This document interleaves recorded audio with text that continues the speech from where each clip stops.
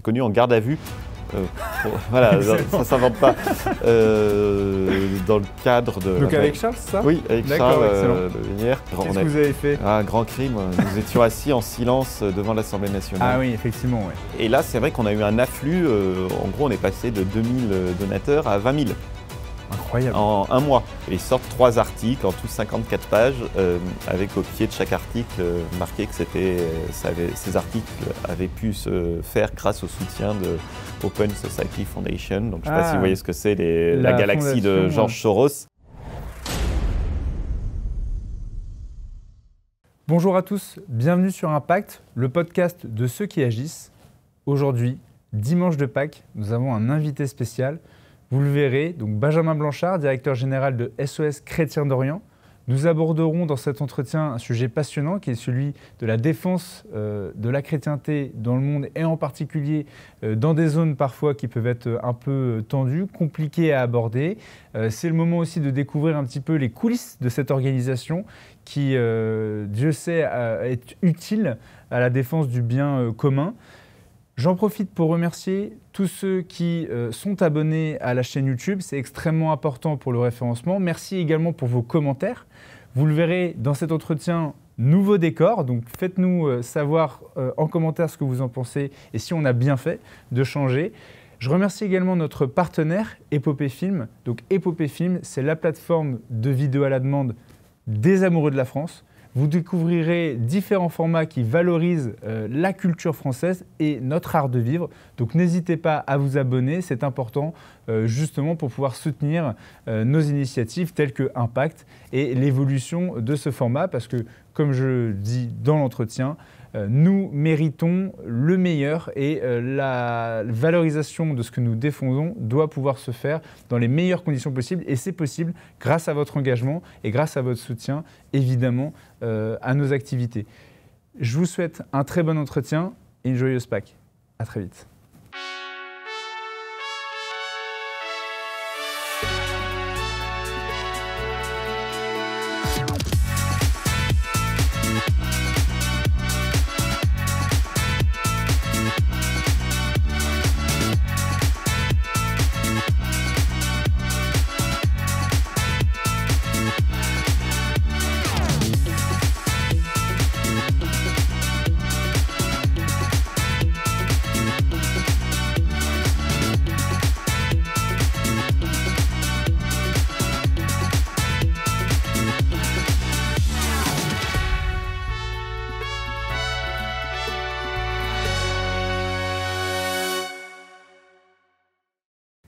Donc, comme je vous le disais, aujourd'hui, on reçoit Benjamin Blanchard, directeur général de SOS Chrétiens d'Orient. Avant de rentrer dans l'entretien, je voulais déjà faire savoir qu'on a changé de studio, comme vous le remarquerez. Donc ça, c'est grâce à vous, grâce à votre soutien, grâce aux abonnements Épopée aussi. Parce qu'évidemment, voilà, je pense que nos initiatives méritent le meilleur. Donc on est très content d'expérimenter ensemble ce nouveau studio. Dites-nous d'ailleurs en commentaire ce que vous en pensez, si c'est une bonne idée. Deuxième chose, cet entretien, et ça me touche particulièrement, sort le dimanche de Pâques. Donc je dois dire que la thématique est parfaite, et notre invité aussi, qui est celle évidemment d'aborder le sujet des chrétiens d'Orient, et Dieu sait qu'ils sont persécutés. Et puis, comme je vous le disais, aujourd'hui on reçoit donc Benjamin Blanchard. Merci d'avoir accepté cette invitation sur notre média Impact. Parce que justement, nous, on a à cœur de donner la parole à ceux qui s'engagent dans la cité, qui font rayonner le bien commun. Et avant qu'on rentre donc, de manière très pragmatique dans les activités d'SOS Chrétiens d'Orient, est-ce que vous pourrez vous présenter rapidement, présenter votre parcours et nous dire le pourquoi de votre engagement? Alors bonjour Romain Maréchal, merci beaucoup pour votre invitation. Et moi aussi, je suis très heureux d'être là pour ce dimanche de Pâques et d'être parmi vous. Alors donc moi, j'ai une formation de juriste, j'ai fait mes études à Lyon 3, et puis ensuite des études de notaire, et j'ai exercé comme notaire pendant 6 ans, avant d'être ensuite attaché parlementaire à l'Assemblée nationale, puis au Parlement européen. Et en fait, pendant cette période, donc quand je travaillais à l'Assemblée, avec Charles de Meyer, nous avons créé SOS Chrétiens d'Orient. Alors, c'est pas né de nulle part. Je pense que lui comme moi avions un parcours engagé assez important. Moi, peut-être un peu plus long, puisque j'ai 10 ans de plus, hélas, que lui. C'est vrai que moi, depuis que j'ai 15-16 ans, j'ai toujours été engagé donc, au service du bien commun et d'une conception, disons, traditionnelle de la France, d'essayer de sauver ce qui peut l'être dans le chaos actuel et qui, hélas, ne va pas en s'améliorant, puisque je commence à avoir un peu de recul. Et donc, j'ai été engagé, bien sûr, en politique d'abord, et puis ensuite, même toujours, également à côté, dans ce qu'on pourrait appeler le métapolitique, la bataille plus culturelle, etc. Et en fait, au cours des années 2010, notamment avec Charles de Meyer, nous étions très engagés dans le cadre de la Manif pour tous et tout ce qu'il y avait à côté. Ouais, j'ai l'impression que chez beaucoup, ça a été un élément déclencheur, cette manif pour tous. Oui, c'est vrai, il y a pas mal de... Il y a eu une effervescence, une inertie qui a été... L'an dernier, on est pas mal à avoir fêté les 10 ans de nos organisations. Ouais, je pense oui. à Academia Christiana, je pense à TVL, je pense... je sais quoi, je ne sais pas. Et vous pensez que ces initiatives sont liées justement à cette période-là? Je pense qu'il y a eu quand même à ce moment-là, sursaut, quoi. Oui, un sursaut des gens, des conservateurs, des gens de droite, etc., qui se sont dit, en fait, on est capable de se bouger. On a une force militante derrière qui ne demande qu'à s'engager et qui ne sait pas trop comment le faire. Pas forcément dans le cadre des partis politiques qui sont toujours... qui ont leurs carences, quoi. Voilà, qui ont leurs carences, qui ont aussi leur force et qui sont nécessaires. Je ne dis pas du tout qu'il ne faille pas s'engager en politique, voilà. Mais pour certains, le parti politique ne convient pas forcément pour un militantisme de terrain, le cadre un peu trop rigide ou trop convenu, je comprends que les partis doivent s'adapter à la situation actuelle et faire avec les règles du jeu en présence. Donc, ce n'est pas une critique vis-à-vis des partis, mais c'est sûr que, notamment pour la jeunesse, parfois, il y a besoin d'autre chose ou de quelque chose de différent. Et donc, nous, en 2013, donc déjà, on s'est connus en garde à vue. Voilà, ça ne s'invente pas. Dans le cadre de... Donc avec Charles, ça? Oui, avec Charles excellent. Hier. Voilà, parce qu'on avait fait un grand... Qu'est-ce que vous avez fait? Un grand crime. Nous étions assis en silence devant l'Assemblée nationale. Ah oui, effectivement. Oui. Voilà, donc, oui. C'était un endroit, c'était une petite place à côté de la rue Aristide Briand. Ouais. Alors maintenant, il ne peut plus y avoir tellement de manifestations, je pense, parce qu'il y a les terrasses des cafés qui se sont étendues sur cette place. Mais auparavant, c'était vraiment le lieu de toutes les manifestations sauvages. Tous les jours, pratiquement, il y avait des sans-papiers qui manifestaient sans que jamais on leur pose aucun problème. Oui, vous auriez mieux fait de vendre du crack, finalement. Peut-être que ça vous aurait épargné la garde à vue, quoi. Ben voilà, mais parce que c'est vrai que normalement, ces manifs de sans-papiers ou autres, c'était toujours très bruyant et bien sûr non déclarés. Et nous étions simplement assis en silence. Nous avions prévu de passer la nuit. Nous ne dérangions absolument pas les voisins.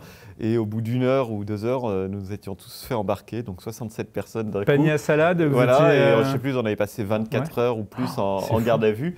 Et donc voilà, ça avait donné l'occasion. Comment les policiers sont là? Parce qu'ils doivent se rendre compte que c'est complètement idiot d'arrêter des gens bien élevés qui sont juste là pacifiquement. Oui, ça n'avait pas l'air de leur poser de problème plus particulièrement. Ils faisaient leur boulot. Voilà. Puis en plus, là, ils risquaient rien. Donc, oui, c'est sûr. C'est plutôt confortable comme boulot. Je pense que c'est plus facile d'interpeller des militants pour la famille que d'aller faire des opérations en banlieue. Ouais, c'est clair.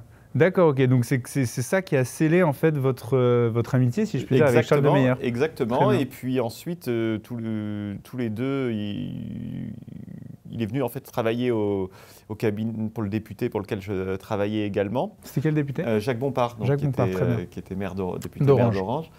Et donc, on s'intéressait pas mal aussi à tout ce qui se passait à l'étranger, etc., et notamment à la guerre en Syrie et aussi au sort des chrétiens dans la région. Et donc, c'est tout naturellement qu'on a eu envie de lancer quelque chose pour aider les chrétiens dans la région. Inspiré, je dois dire, et je veux vraiment leur rendre hommage, à nos aînés de Solidarité Kosovo. D'accord. Qui est donc d'Arnaud Gouillon, qui est vraiment une excellente association. Et d'ailleurs, à ce moment-là, on réfléchissait à partir au convoi de Noël de Solidarité Kosovo. En fait, on ne l'a pas fait, hélas, puisqu'on a fait notre propre convoi de Noël pour la Syrie. Donc l'opération s'appelait Noël en Syrie. Et puis aussi, on avait comme inspiration, parce que j'aime bien parler de ce qu'ont fait nos prédécesseurs. Je pense que c'est important, même si on marche dans leurs pas, oui. Voilà, avec des outils évident, différents, dans des circonstances différentes, mais c'est aussi des sources d'inspiration. Et je pense à tous les militants patriotiques qui se sont engagés dans les années 80, 70-80 pour aider le Liban notamment. Oui. Je pense à quelqu'un comme Jacques Arnoux et plein d'autres qui sont allés sur place mettre leur peau au bout de leurs idées pour aider nos frères chrétiens au Liban pendant cette terrible guerre civile. Et donc, nous, c'est aussi inspiré par ces gens-là à qui je voulais rendre hommage. D'accord. Et alors, que je comprenne bien, comment on passe d'un engagement militant national, je dirais, voilà, sur les thématiques de famille, typiquement pour ce qui est de la Manif pour tous, mais plus largement, si vous avez travaillé avec Eric Bompard, voilà, c'était vraiment des thématiques, oui, très localisées, très nationales, à un engagement international pour des gens éloignés, en réalité. C'est comment je dirais, le parallèle n'est pas forcément évident. Comment vous expliquez justement que vous avez pu basculer comme ça vers la défense des chrétiens de Syrie? Alors, je pense qu'on était en tout cas, moi j'ai toujours été, je parlais pour moi, je ne vais pas parler pour Charles de Veillère, mais j'ai toujours été très intéressé par notre histoire, notre culture, notre identité. Et donc tout naturellement, je m'intéresse aux identités des autres, forcément, parce que quand on aime l'enracinement, on aime notre enracinement. Et donc, on est curieux de l'enracinement des autres. Et donc, moi-même, je suis catholique et je m'intéresse à l'histoire de l'Église. Et donc, tout naturellement, je me suis intéressé aussi à l'histoire de l'Église à l'Est, donc des Églises orientales, et puis aussi aux manières de prier, puisque c'est un peu différent. Donc, ce qu'on appelle la liturgie, qui est assez différente. Et c'est vrai qu'au cours de voyages, que ce soit en Russie, en Europe de l'Est, et puis après en Éthiopie en 2011, j'ai été très intéressé de voir qu'il y avait des peuples qui avaient à peu près la même foi. C'est vraiment des nuances extrêmement minimes de foi, mais qui, par contre, priaient de manière très, très différente d'aspect, parce que dans le fond, la messe est toujours la même, mais quand on voit ça de l'extérieur, on se dit, mais c'est dément, quoi. Ça ressemble à rien de ce qu'on connaît. Donc, il y avait cet intérêt. Puis ensuite, il y a aussi un lien avec l'engagement national dans deux aspects. Nous, dès le début, l'idée de l'association, c'est d'aider les chrétiens à rester dans leur patrie. Donc forcément, il y a un lien avec l'immigration qui arrive en France, même si... soyons honnêtes, ce n'est pas forcément l'émigration des chrétiens d'Orient qui nous submerge et qui pose de gros problèmes. Ce n'est pas ça le sujet. Mais l'enracinement, d'aider des gens à rester enracinés sur leur terre. Mais même pour l'être humain, en fait, je pense que c'est une vision très catholique, c'est de se dire que l'être humain a besoin d'enracinement et qu'on est toujours mieux enraciné, donc mieux loti sur sa terre natale que chez un autre. Quand même, il nous accueille dans les meilleures conditions possibles. Exactement. Et Benoît XVI, je crois, avait pas mal développé ces thématiques avec le droit des gens à pouvoir rester sur leur terre. Et puis aussi, on a un aspect de formation qui n'est pas un but premier, mais qui est un but second, on pourrait dire, puisqu'on a en 11 ans envoyé 3200 volontaires en mission sur le terrain. Et c'est aussi une école de formation, en fait, pour des Français, la plupart jeunes. En fait, pas seulement, parce qu'on n'a pas de limite d'âge dans l'association. Et on aime aussi ce mix de générations. Oui.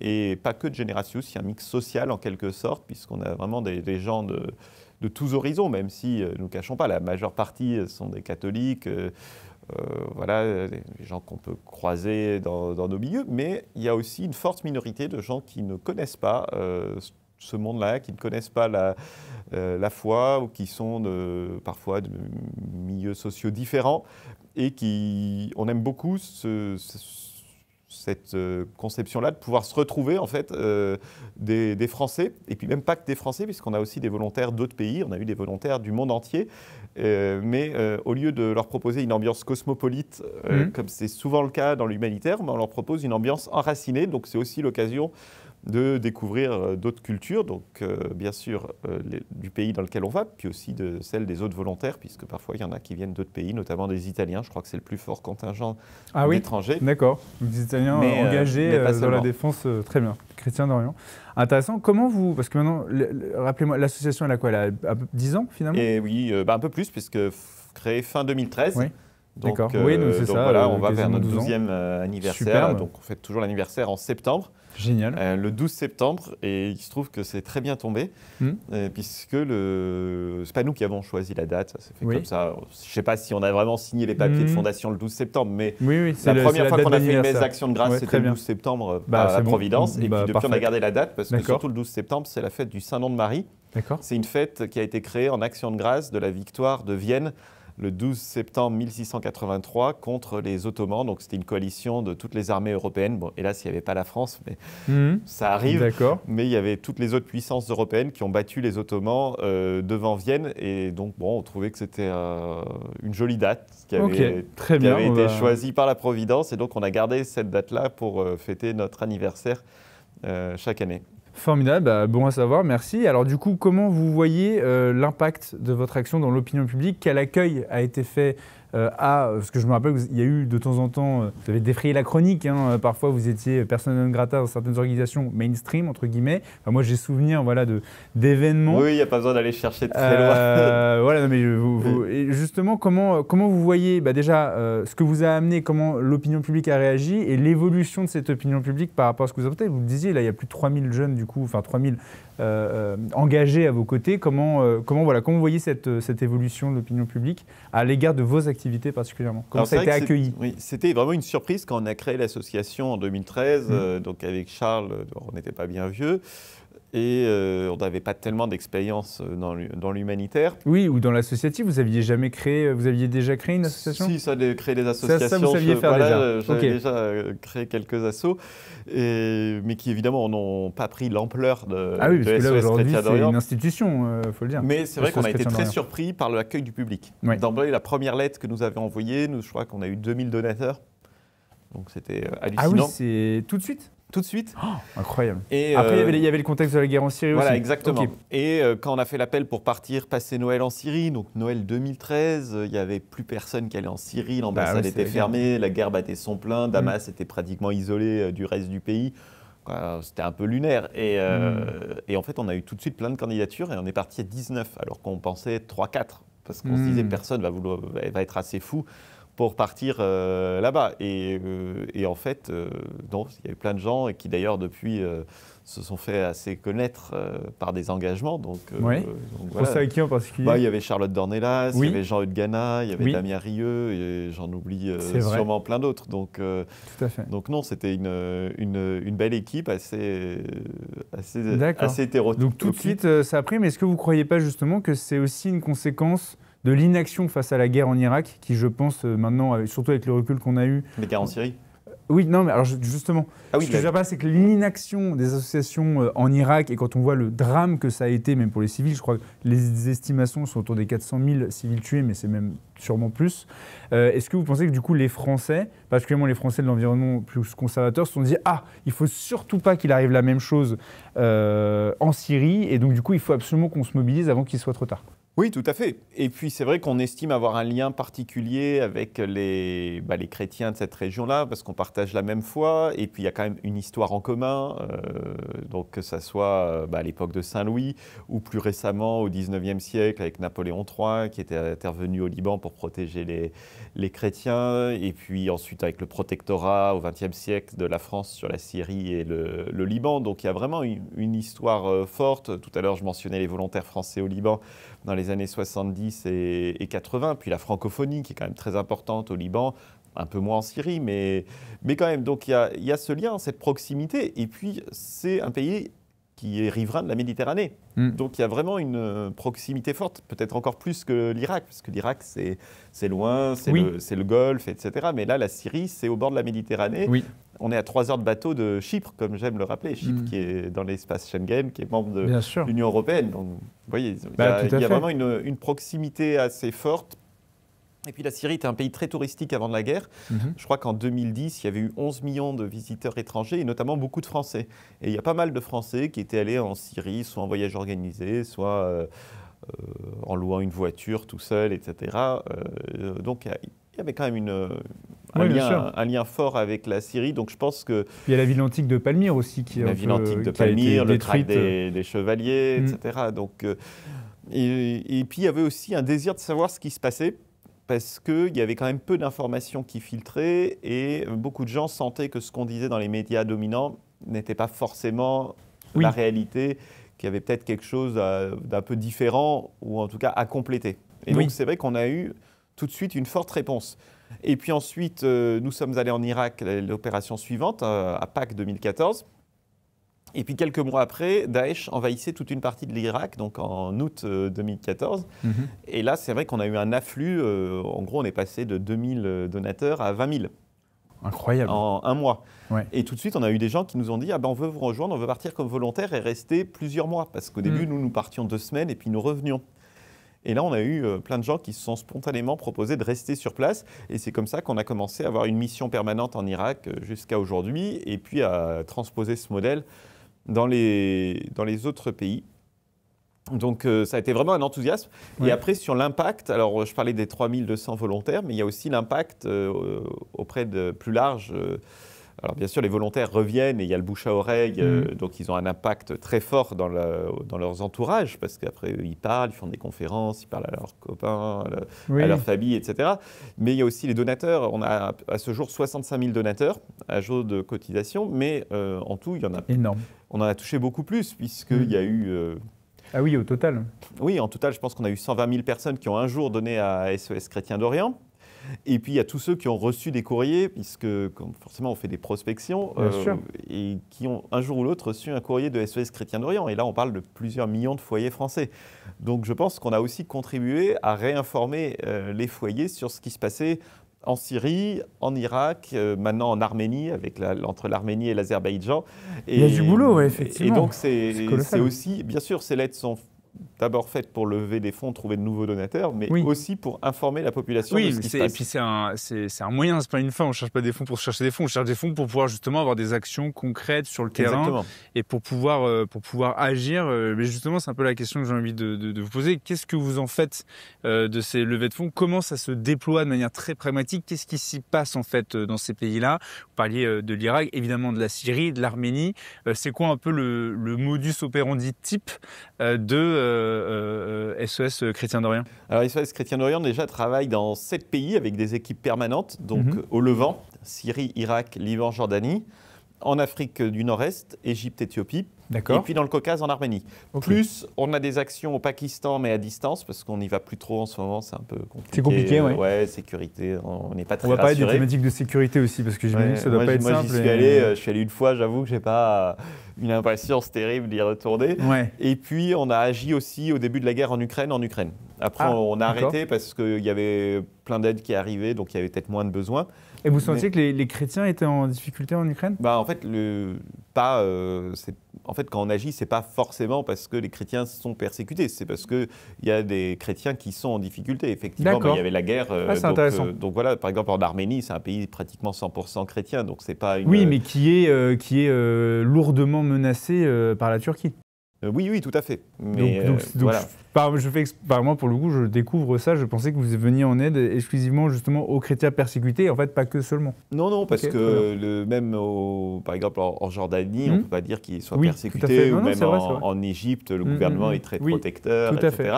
Donc c'est vraiment pour aider les chrétiens à rester dans leur patrie. Excellent. Et c'était très aussi bien. le cas en Ukraine. Et au début de la guerre, on avait axé le travail dans le sud-ouest, donc dans la région d'Odessa. Très bien, oui. Et qui est une région qui recevait peut-être du gouvernement central, peut-être parce qu'ils sont russophones, Oui, et c'est que ça. le gouvernement central voyait un peu d'un œil suspect au début ces gens-là, en sachant pas s'ils allaient être loyaux, je sais pas quoi. Bon, en tout cas, nous, on était partis dans tous les... Vous y êtes allé, quoi. On était partout en Ukraine, dans l'ouest, en Galicie, à Léopold, jusqu'à Kiev, et dans le sud-ouest. Et on a vu que dans le reste du pays, il n'y avait pas trop besoin d'aide que l'aide d'affluer. Par contre, dans le sud-ouest, l'aide mettait plus de temps. Donc, le temps qu'elle arrive, on est resté 3 mois. D'accord. Et puis après, on a cessé quand l'aide a vraiment arrivé massivement. On n'avait plus trop de raisons d'être là. Donc voilà pour l'aspect géographique. Oui. Après, sur l'aspect quel type d'aide, on a 6 branches d'action qui évidemment se répartissent différemment selon les pays, puisque les besoins ne sont pas les mêmes. Je vous ai cité des pays très différents, sûr. évidemment l'Éthiopie, l'Arménie. C'est pas du tout la même chose. L'arsenal s'adapte en fonction de la zone, quoi. Exactement. Très Donc bien. il y a un aspect aide d'urgence. Donc Oui. là aussi, c'est en fonction de l'actualité. Bien sûr, donc là, c'est intervention sur des conflits, des guerres, Exactement, etc. ou des grandes crises comme tremblements de terre ou famine, etc. Donc avec distribution de nourriture, de produits de première nécessité, etc. Excellent, d'accord. Produits d'hygiène et tout ça. Ensuite, il y a l'aspect soutien médical. Mhm. Donc ça peut être hôpitaux de campagne. D'accord. Donc là, vous fabriquez des hôpitaux... Voilà, de campagne, ou alors très bien. construction ou reconstruction d'un hôpital, donc en dur. Incroyable. Fourniture de médicaments, fourniture de matériel. On a même eu des infirmiers ou des médecins qui sont venus aider. Très bien. Ensuite, il y a l'aspect, et puis aussi payer des opérations, donc bourse, un peu Ah bah, quelque bien chose sûr. pour des Bah oui, gens oui. qui n'ont pas les moyens. Mhm. Ensuite, le troisième point, c'est l'éducation et la jeunesse. Donc ça va être d'un côté les camps d'été, des activités avec la jeunesse, etc. Et puis de l'autre, soutenir les écoles, donc soit écoles de campagne en temps de crise, soit construction ou reconstruction d'écoles en dur, soit bourse pour des écoles chrétiennes qui n'ont plus les moyens de fonctionner, donc soit bourse pour des familles pour inscrire leurs enfants, soit soutien aux écoles pour payer leurs professeurs, et puis également des cours de soutien, etc. Ensuite, le quatrième point, culture et préservation du patrimoine. Donc à la fois culture vivante, donc ça va être notamment à travers nos centres culturels. Donc on a 3 centres culturels gérés en propre, donc 2 en Syrie, Homs et Alep, et puis un au Liban à Tripoli, avec des cours de français, des cours d'anglais, des cours d'art plastique et des cours de musique. Ça c'est très important. On a des gros départements de musique et même des cours de taille de pierre. À Alep, ça c'était un projet monté par un volontaire qui était tailleur de pierre et qui dure jusqu'à maintenant. Il a formé des formateurs. Et puis des cours de théâtre aussi, quoi. Voilà, des centres culturels très complets. Et puis de l'autre côté, sur le patrimoine, donc des pierres, donc avec notamment des reconstructions ou constructions d'églises. Voilà ce que je veux dire, ouais. Ou entretien, notamment on avait pas mal bossé sur le Crac des Chevaliers avec de l'entretien, du désherbage, etc. Et puis ensuite, 5e point, développement économique. Donc ça, c'est vraiment pour nous le point le plus important. Donc aider les gens à avoir un travail. D'accord. Donc ça, comment vous pouvez vous y prendre? C'est pas évident. C'est-à-dire que vous créez... comment vous faites? Ça va être souvent des soutiens à des petits entrepreneurs, donc artisanat, commerce, ou alors plus large, des petites usines. Là, récemment, on a inauguré en Syrie une boulangerie. Alors, en Syrie, il y a un monopole de l'État sur la production du pain. D'accord. Donc, ce sont des grandes chaînes de production. Et donc là, c'était une boulangerie qui était détruite dans une ville principalement chrétienne qui s'appelle Kousser, détruite par la guerre, donc il y a longtemps. Et là, on l'a reconstruite, remise en marche. Donc, ça donne du travail à plus de 50 personnes. Excellent. Et ça permet à la ville d'être fournie en pain aux villages alentours. D'accord. Donc voilà, pas mal de trucs comme ça, aussi des services, ça va être transport, coiffeur, salon de coiffure, etc. Donc les aider à s'installer, et puis après souvent ça tourne. Ouais, génial. Et puis enfin le dernier point, l'habitat. Donc soit amélioration de l'habitat pour des gens qui sont très très pauvres et qui vivent dans une misère terrible, donc ça c'est plus pour l'Égypte ou l'Arménie. Et puis, pour des pays qui sortent de la guerre, donc reconstruction après-guerre. Donc là, on passe à la Syrie, à l'Irak, peut-être maintenant au Liban avec l'après-guerre. Et puis sur le développement économique, j'ai oublié l'agriculture, bien sûr. On a beaucoup de projets agricoles, que ce soit au Liban, en Syrie, en Arménie, en Irak, etc. Ah oui, donc formidable. Donc vraiment, vous avez une vision à quasiment 360 degrés de toute la vie en société locale avec, comme vous disiez, l'économie, la culture, la formation des jeunes. Enfin voilà, il y a vraiment tout l'écosystème nécessaire à l'épanouissement d'un être humain dans la zone où il habite, quoi. C'est exactement, et avec une insistance plus particulière sur les villages, donc les zones rurales, puisqu'on a constaté que l'exode rural, qui est bien sûr pas spécifique à ces pays-là, général dans le monde entier, mais en tout cas c'était la première étape avant l'émigration. Donc vraiment essayer d'aider les gens à rester sur leur terre et notamment pourquoi la plupart du temps on quitte son village, parce qu'il n'y a pas de travail. Oui, pour des questions économiques. Voilà, donc c'est pour ça vraiment un soutien aux projets agricoles. Je pense notamment à l'apiculture. Il y a beaucoup de régions où on aide on forme notamment et puis on installe des ruches parce que ça ne nécessite pas d'avoir des terres. Oui. Les abeilles, elles vont un peu partout, etc. Donc c'est quelque chose qui marche très bien pour les gens qui n'ont pas forcément la possibilité d'avoir Oui, puis le miel, c'est quelque chose de d'hectares. très consommé en général, donc ça crée tout de suite une dynamique, je dirais, enfin, ça valorise tout de suite le travail de Exactement. l'artisan, quoi. Et alors après, sur la manière de faire, Vertueuse, c'est ça le mot que je Voilà. cherchais, pardon. non mais tout à fait, c'est exactement ça. Et c'est vrai que sur la manière de faire, nous on agit de différentes manières. Soit on soutient des partenaires, donc notamment les églises, mais pas seulement, ça peut être les municipalités ou des associations de la société civile, voire plus rarement des administrations. Donc soit on soutient des projets portés par quelqu'un d'autre, Oui. soit on va mener nous-mêmes nos projets en propre ou à plusieurs associations.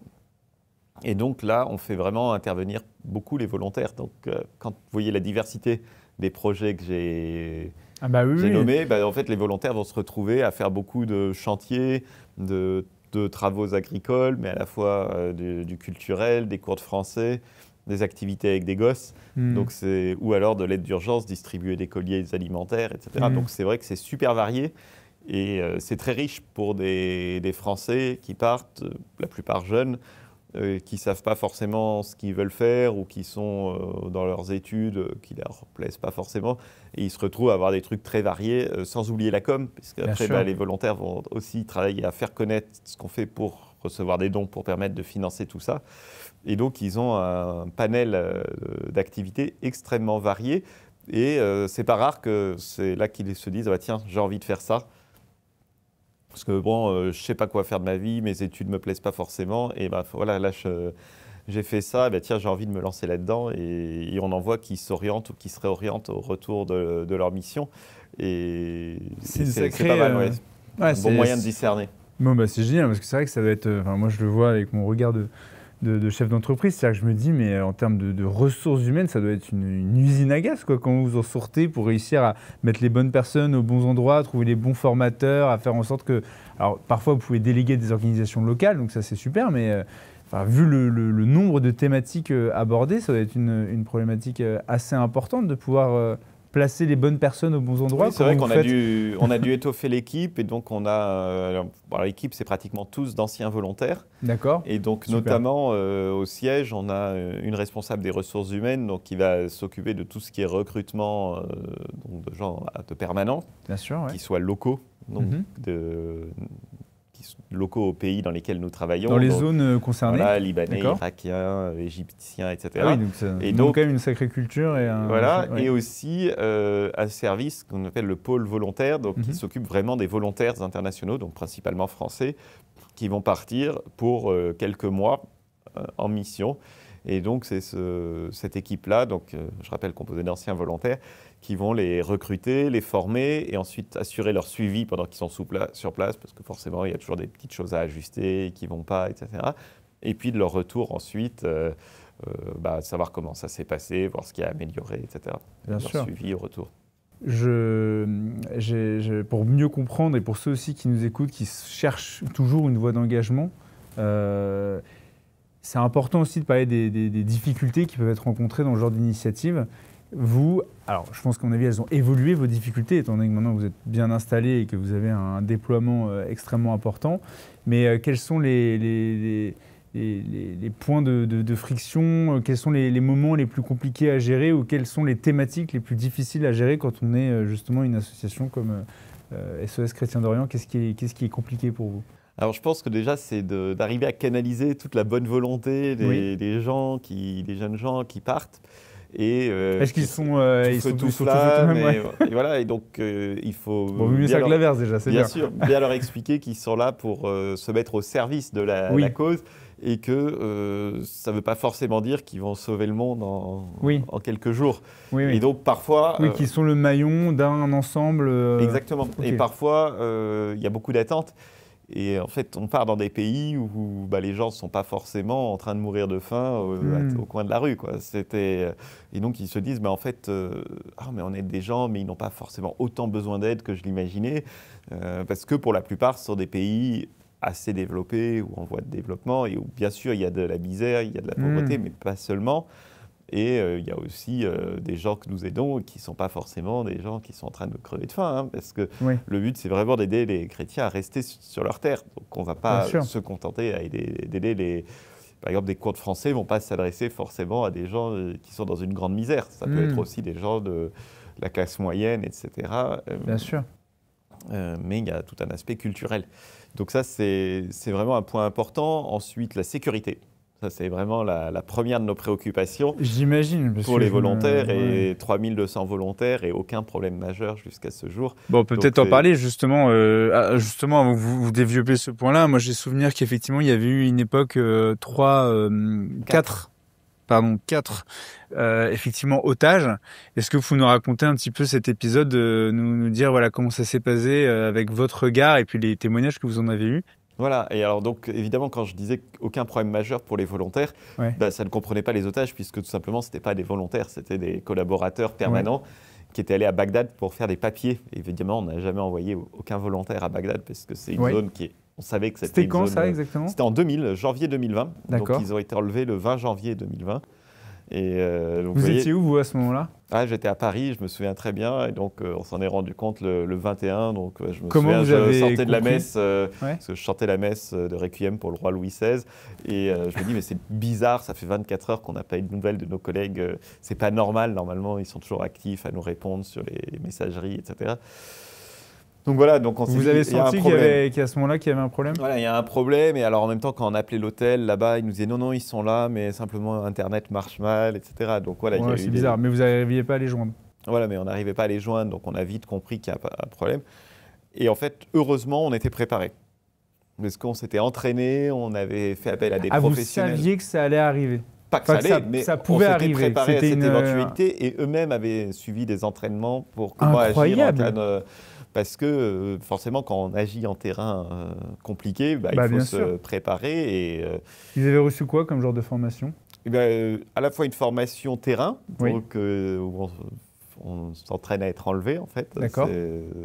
C'est un peu spécial, mais voilà, ça non, existe. mais gérer effectivement le choc psychologique, le fait d'avoir les mains attachées, les yeux bandés, comment on gère son espace, l'environnement. Et une formation au siège, que faire quand on apprend des réflexes, que faire, que ne pas faire. Vous, en tant que gestionnaire, enfin responsable de ces hommes-là, comment on réagit, quels sont les premiers réflexes sur le front c'est ça.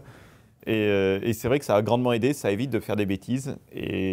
Bravo, gouverner c'est prévoir. Heureusement que vous aviez prévu le coup, parce que c'est quand même ça a dû être un choc quand vous avez reçu évidemment, nous n'en menions pas large. Et puis évidemment, ce qui prédominait, c'était l'inquiétude pour nos collègues sur place et de tout faire pour qu'on les retrouve vivants et en bonne santé. C'était notre unique préoccupation. Et les familles, en plus, j'imagine que... Alors, comment ça s'est passé? C'est-à-dire, comment vous avez su officiellement, j'ai envie de dire, de manière claire, nette et précise, que c'était effectivement une prise d'otage?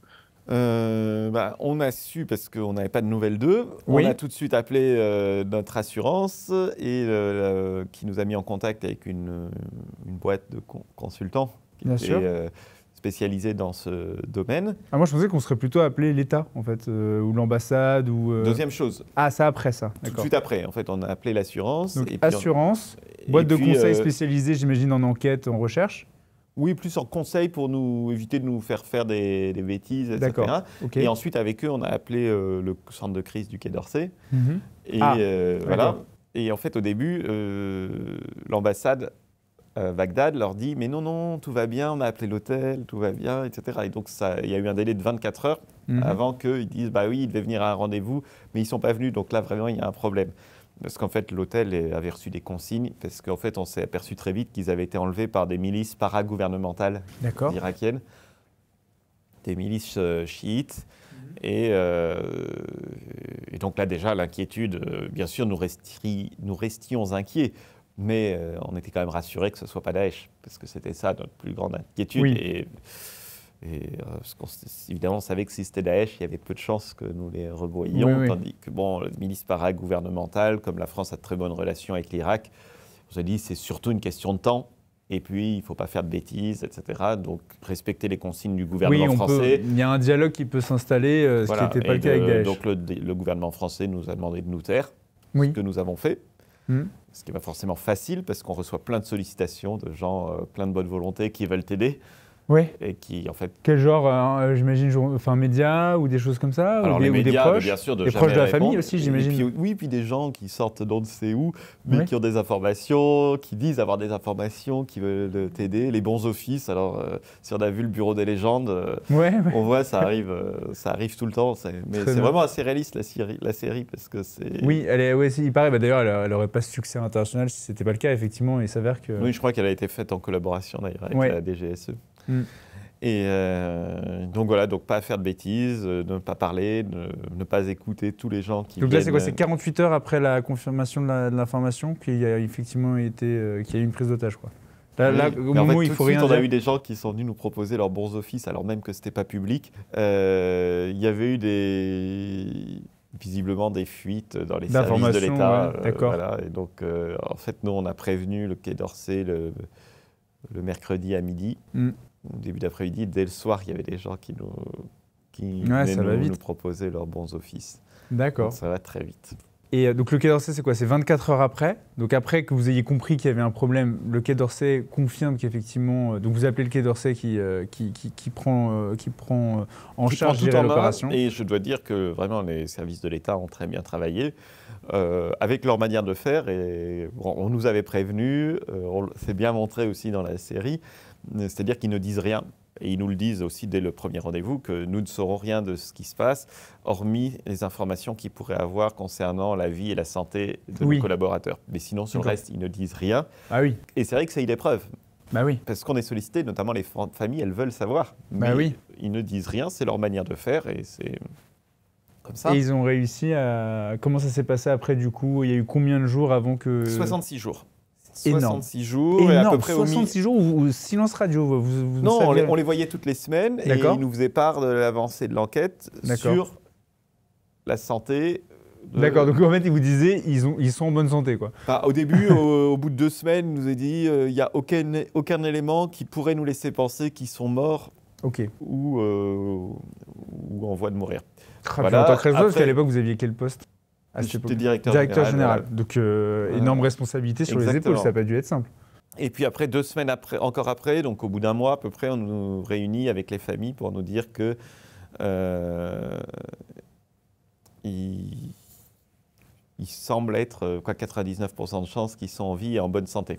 Ok. Il y avait une étape intermédiaire où il semblerait qu'ils soient en vie et en bonne santé. Puis après, beaucoup de conditionnels. Voilà. Et puis après, au bout d'un mois, ils sont en vie et bonne santé.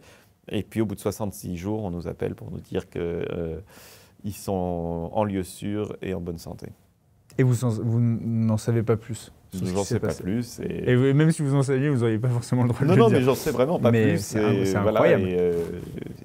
Et comment ils vont maintenant? Ils vont bien. Il y en a un, Alexandre, qui travaille toujours avec nous, qui est maintenant chef de mission en Arménie avec son épouse et leurs 3 enfants maintenant. Bah oui, c'est ça, parce qu'en plus, il y avait des pères de famille dans le lot. Enfin, ça a dû être assez costaud à gérer. C'est ça, et les 3 autres ont fini par partir dans d'autres directions, ce qui est normal au bout d'un moment. Mais grâce à Dieu, ils vont bien. Formidable. Donc ça a été un grand moment d'émotion pour la vie de ces hommes et de l'organisation aussi de fait, parce que j'imagine que quand on est directeur général, on se sent quand même chargé d'âme et responsable de la situation. Enfin, ça n'a pas dû être simple pour vous à gérer. Comment vous avez vécu cette période? Oui, beaucoup de pression. Ouais.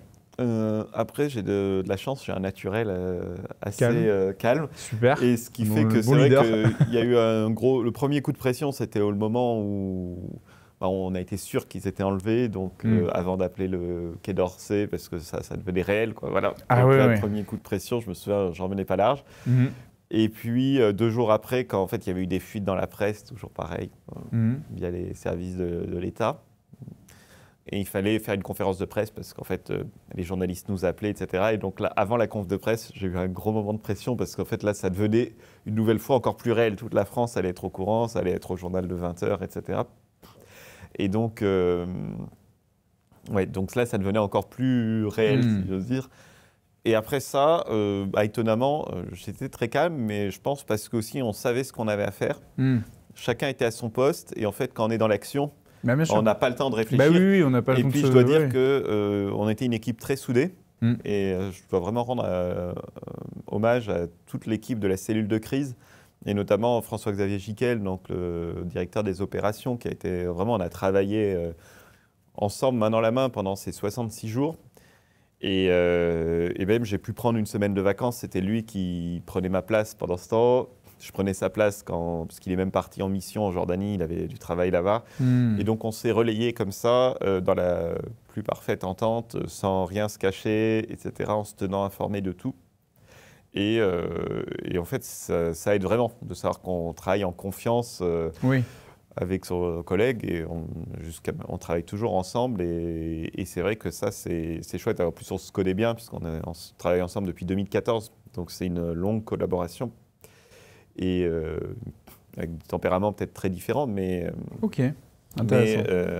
mais c'est vrai que ça a vraiment permis de surmonter l'épreuve ensemble, et aussi de renforcer la collaboration, parce qu'on sait qu'on peut se faire confiance.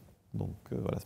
Excellent. Bon, bah, c'est super intéressant. Merci de nous faire nous donner votre témoignage sur cet épisode qui n'a pas dû être simple pour l'organisation. Et donc, du coup, le fait que maintenant, la sécurité aussi des gens qui sont envoyés sur place doit être garantie. Donc là, vous avez mis en place aussi des choses, j'imagine, ou vous étiez déjà bien au fait à l'époque? Oui, on était déjà bien au fait. En fait, là, on savait qu'ils allaient dans un endroit dangereux pour faire des papiers. Mm.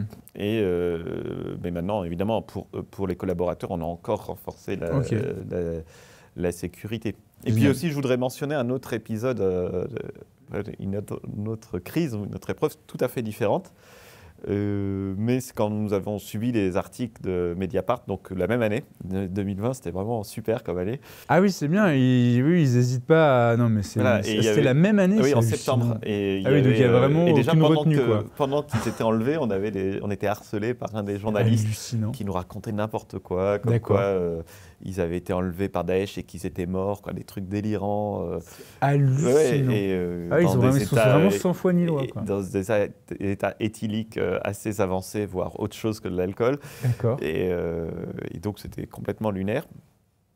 Et après, en septembre, sortent ces articles. Donc, on reçoit une liste de questions qui ressemblait plus à un interrogatoire de basse police Mm. qu'à du journalisme. Et sortent 3 articles, en tout 54 pages, avec au pied de chaque article marqué que ces articles avaient pu se faire grâce au soutien de Open Society Foundation. Donc, je ne sais pas si vous voyez ce que c'est, la galaxie de fondation, George Soros. C'est la fondation milliardaire financée par américain. George Soros, oui, tout à Voilà, fait, qui donc- promeut justement l'Open Society Foundation, donc le progressisme est entendu comme étant évidemment toute cette idéologie déconstructrice. Voilà, le Et, progressisme, et qui voilà. lutte activement pour créer la révolution dans plein de pays et qui Et ne leur donc des conviennent morts, pas. et donc du chaos, et donc en Exactement. fait exactement ce qu'il faut éviter de faire à tout prix si on veut réussir à maintenir la paix et à faire en sorte Voilà, que et les qui a gens notamment se une développent, dent quoi. contre les religions en général et le christianisme en particulier, mais pas seulement le christianisme. D'accord. Et- Et c'était marqué carrément, c'était Oui, signé, ces articles ont été financés par Open Society Ah, c'est Foundation, fou, donc ça. on a un Bah, peu ça, comme c'est un à super titre de label, gloire, ça. exactement. Bravo, ça veut dire que vous êtes dans la réalité, dans le vrai, dans la défense Voilà. du bien, quoi. Et Donc, ensuite, quelques mois plus tard, on a appris, toujours par Mediapart, qu'il y avait une plainte déposée contre nous par une association de cette galaxie. Pourquoi ? Pour complicité de crimes de guerre et de crimes contre l'humanité. Donc là Bien aussi, sûr. deuxième c'est médaille. hallucinant. Voilà, En donc, fait, vous dérangiez peut-être les intérêts de Soros dans une des régions où... voilà, alors, globalement, c'est la Syrie, hein, Ouais. le point Ouais. focus. Donc jusqu'à Incroyable. maintenant, il paraît que cette plainte est toujours en cours. J'en sais D'accord. trop rien Ah parce ouais, qu'on n'a c'est- jamais été interrogé. C'est fou, ça. Donc, Oui, donc, depuis le temps, officiellement, vous- on n'est pas au courant, Ouais, mais on l'a peut-être- appris par la presse. et Peut-être qu'elle voilà. existe peut-être pas, cette plainte. sinon Bah, on on doit a de temps en solliciter. temps d'avant de gens qui sont interrogés, mais Ah, d'accord. voilà. Incroyable. Bon, bah oui, effectivement. Donc lobbying aussi de la part d'organisations d'ONG internationales qui effectivement défendent aussi des intérêts privés, qui vous attaquent via des médias. Je ne savais pas que Mediapart se prêtait à ce genre d'opération, je dirais. Voilà, mais donc assez c'est vrai que ça impressionnant. cause pas mal de difficultés parce que quand c'est écrit dans la presse que vous êtes accusé de complicité de crimes de guerre et de crimes contre l'humanité, Bien sûr. bon, moi je suis assez serein sur la plainte parce que franchement, Oui, mais on le sent quoi, d'ailleurs. je crains pas de Pas de peut-être que j'ai tort, hein, mais Ouais, je ouais. crains pas de me retrouver derrière les barreaux pour ça parce que Ouais. franchement je vois pas du tout ce que nous Ouais. aurions à Bien sûr. nous reprocher. Ça me semble excessivement farfelu. Bien sûr. Par contre, je dois dire que ça a des conséquences administratives en France, puisque, Bah oui. évidemment, notamment les banques, Ben oui. évidemment, ils voient ça, ils paniquent. Donc, Bah ça oui, nous oui, cause puis en pas plus- mal de problèmes, et y compris même dans les relations avec des institutions, Bien notamment sûr. l'État. Ça fait un peu peur à tout le Bah, monde, bien c'est sûr. une espèce de patate chaude. Calomnier, il en restera toujours quelque chose. Donc à partir du Exactement. moment où c'est sorti dans un article de presse, peu importe le média, j'ai envie de dire, il y a une suspicion qui est jetée, il n'y a plus de présomption d'innocence, c'est une présomption de culpabilité. Exactement. Et donc, Surtout c'est si vrai on que, est catho, conservateur, enfin voilà, enraciné, tout ce qu'on veut. Quoi. Donc, voilà, et c'est vrai que pour nous, il serait urgent qu'en tout cas, que cette plainte trouve Oui. une issue, quoi. En fait, Et j'ai envie de dire, même si elle trouvait une issue, maintenant qu'il y a eu l'article et que c'est rentré dans l'inconscient collectif, ça va être assez difficile de s'en défaire. Oui, mais bon, si ça venait à être classé, Ah bah ou même, ouais, non, mais vous ou pourriez même un dire, jugement, que regardez, ça passe on a au-dessus. le Voilà. résultat. Quoi. Mais c'est fou, c'est-à-dire que d'une initiative privée, d'une ONG privée qui se sert d'un média pour, je dirais, diffamer, hein, je vois pas comment le dire autrement, une organisation, bah, vous subissez en fait, enfin c'est totalement injuste quoi finalement, Voilà. parce que vous y êtes pour rien et puis, enfin c'est pas vous qui portez plainte et C'est puis ça. vous Et faites en votre plus, action. quand là-dedans, et vous me permettrez de rester assez elliptique parce que je ne veux Oui, je vous en pas prie. rentrer dans, Ouais, dans bien trop sûr. de détails Ouais. pour des raisons aisément compréhensibles, mais que Bien là-dedans, d'autres organisations qui travaillent dans le même sens que nous, sur le même sujet, se rendent complices de telles choses, ça nous a Bah oui. vraiment sidérés et attristés. Et Quand vous dites rendre complice, c'est porte Bah, du crédit, donne du porter crédit. du crédit, voire même aider. D'accord. Aider sur certains points, les articles de Mediapart, etc. Ça a été quand même un choc. Ouais. Mais bon, il faut s'attendre à tout. Hein.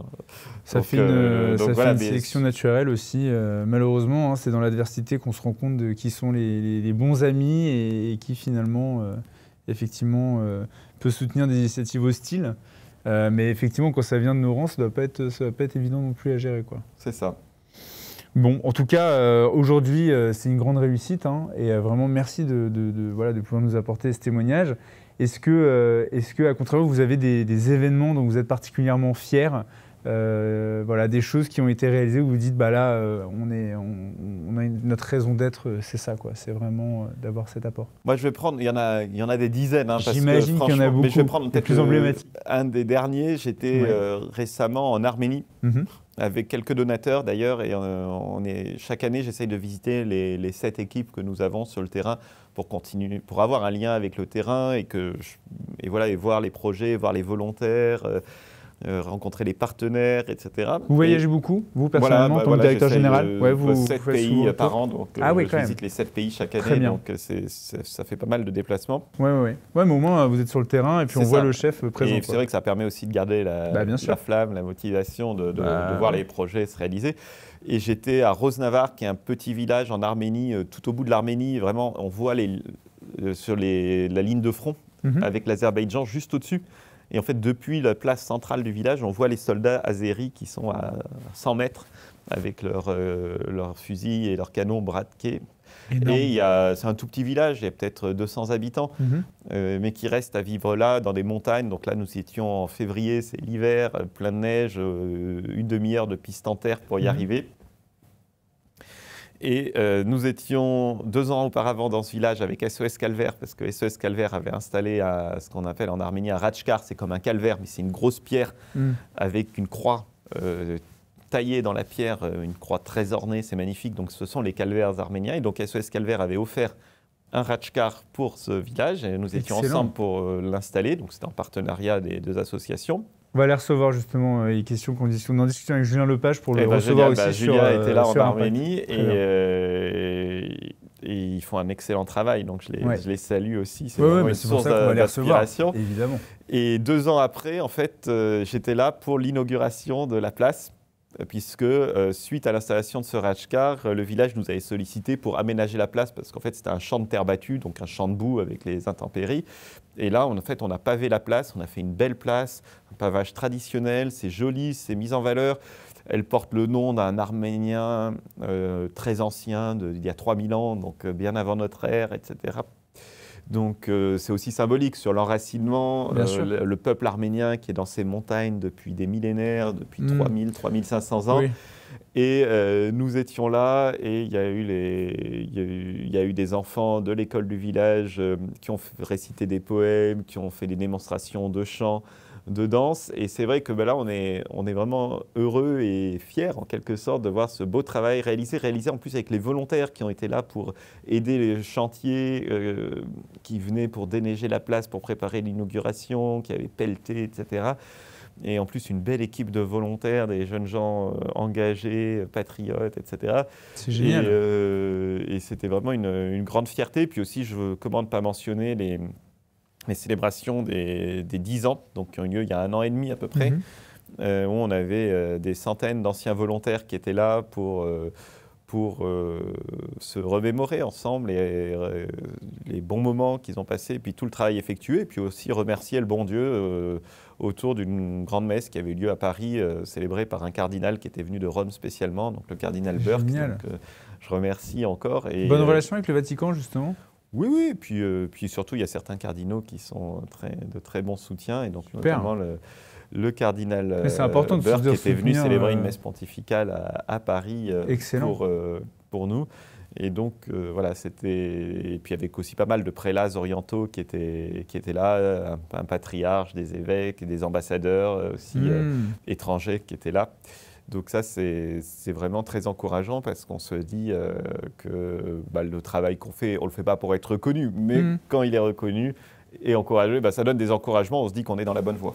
Surtout quand on a été fondateur de quelque chose qui a commencé de zéro et qui aujourd'hui, quand on voit les projets réalisés, le nombre de personnes qui sont engagées, la force aussi de l'union de ces individualités derrière un objectif commun. Et puis après, évidemment, j'allais dire la consécration, mais en tout cas la reconnaissance donnée par les institutions et par toutes ces personnes justement qui contribuent à cette avancée, ça doit être assez émouvant de se dire qu'en fait on a une action qui a une valeur ajoutée absolue. Et si j'ai encore quelques minutes, bien sûr. Je veux bien mentionner aussi l'évolution des volontaires. Oui. De voir en fait tant de volontaires qui choisissent de s'engager au retour, donc soit pour l'association, il y en a plein qui poursuivent avec l'association, plein de formes d'engagement, soit du militantisme, du bénévolat, de bosser pour l'association, soit au siège, soit comme chef de mission. Il y a vraiment plein qui continuent leur engagement, donc ça c'est vraiment super chouette. Soit dans plein d'autres domaines, en politique ou dans plein d'autres associations, ou qui créent leurs associations. C'est une école de formation aussi, j'ai envie de dire. C'est une école de découverte de la vie, de l'apprentissage, même le fait de voyager. Le voyage, c'est ce qui forme la jeunesse.